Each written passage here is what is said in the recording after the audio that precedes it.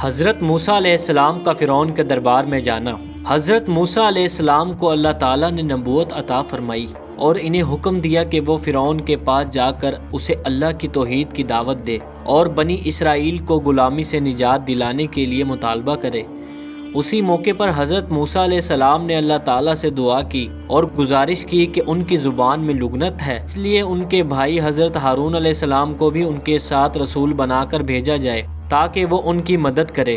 اللہ تعالیٰ نے ان کی دعا قبول فرمائی اور حضرت ہارون علیہ السلام کو بھی نبی بنا دیا۔ اللہ تعالیٰ کے حکم سے حضرت موسیٰ علیہ السلام اور حضرت ہارون علیہ السلام فرعون کے دربار میں گئے۔ وہاں موجود درباری حیران ہو گئے کہ یہ دو عام لوگ کس طرح فرعون سے بات کرنا چاہتے ہیں، لیکن حضرت موسیٰ علیہ السلام نے اعتماد کے ساتھ فرعون کو اللہ تعالیٰ کا پیغام پہنچایا۔ اللہ تعالیٰ ایک ہے، اسی کی عبادت کی جائے۔ فرعون خود کو رب کہلاتا تھا۔ حضرت موسیٰ علیہ السلام نے اسے سمجھایا کہ وہ ایک عام انسان ہے اور اللہ ہی سب کا حقیقی رب ہے۔ بے شک حضرت موسیٰ علیہ السلام نے مطالبہ کیا کہ بنی اسرائیل کو غلامی سے آزاد کیا جائے تاکہ وہ اللہ کی عبادت کر سکیں۔ فرعون نے حضرت موسیٰ علیہ السلام کی دعوت کو مسترد کر دیا اور غرور سے کہا، اے موسیٰ، کیا تمہیں یاد نہیں میں نے تمہیں اپنے محل میں پالا؟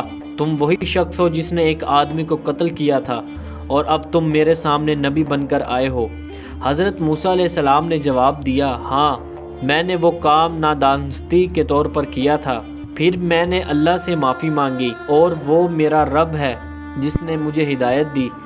میں تمہیں سچائی کی دعوت دے رہا ہوں اور اگر تم حق کو قبول نہیں کرو گے تو انجام اچھا نہیں ہوگا۔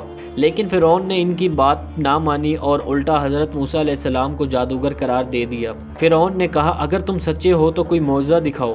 حضرت موسیٰ علیہ السلام نے اللہ کے حکم سے اپنا عصا زمین پر ڈالا جو ایک زبردست اژدہا بن گیا، اور اپنا ہاتھ بغل میں ڈال کر نکالا تو وہ چمکنے لگا جیسے سورج کی روشنی ہو۔ فرعون کو بھی یہ احساس ہو گیا تھا کہ یہ جادو نہیں ہے، لیکن پھر بھی یہ دیکھنے کے بعد اس نے کہا، یہ دیکھ کر فرعون گھبرا گیا، لیکن اس نے کہا کہ یہ جادو ہے اور اس نے پورے ملک سے ماہر جادوگروں کو اکٹھا کرنے کا اعلان کر دیا۔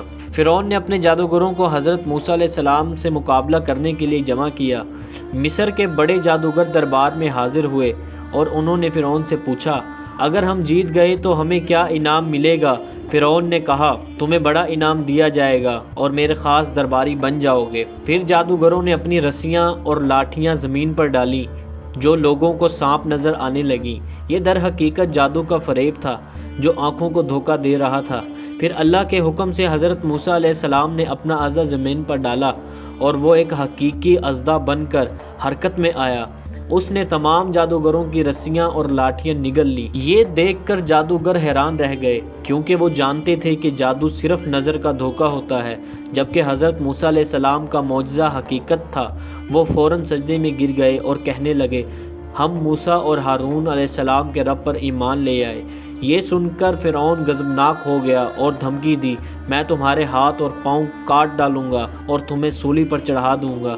لیکن جادوگروں نے جواب دیا، تو جو چاہے کر لے، ہم اپنے رب پر ایمان لا چکے ہیں اور اسی کی طرف لوٹ کر جائیں گے۔ فرعون نے جادوگروں کو قتل کروا دیا، لیکن وہ ہدایت پا چکے تھے اور ایمان پر ثابت قدم رہے۔